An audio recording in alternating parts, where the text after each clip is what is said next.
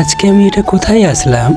Hello everyone, কেমন আছেন সবাই? তো আজকে আমি চলে এসেছি ভারত সেবা সংঘ আশ্রমে। প্রতিবারের নাই এবারও এখানে বার্ষিক অনুষ্ঠান আয়োজিত হয়েছে। এখানে ছোট ছোট বাচ্চাদের দ্বারা ডাকঘর নাটকটি তুলে ধরা হয়েছিল, যেটি রবীন্দ্রনাথ ঠাকুর লিখেছেন, আর তারা ভালোই পারফরমেন্স করেছিল। এখানে 2 দিন ব্যাপী অনুষ্ঠান হবে, আর আজকে ছিল প্রথম দিন। এর পরের দিন অর্থাৎ দ্বিতীয় দিন এখানে মহাশান্তি যজ্ঞ অনুষ্ঠান এবং আরো অনুষ্ঠান হবে। আর আজকে অনেকটা রাত হয়ে গেছিল, তাই এই মন্দিরের দরজাগুলো বন্ধ করে দেওয়া হয়েছে। তবে আমি নেক্সট ভিডিওতে এগুলো দেখানোর আমি চেষ্টা করব।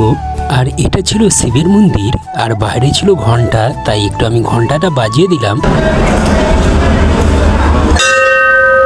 এখন আমরা খেতে চলে আসলাম, আর এখন আমাদের থালা দিয়ে দিয়েছে এবং এখানে দিয়েছিল ভাত, ডাল, সবজি।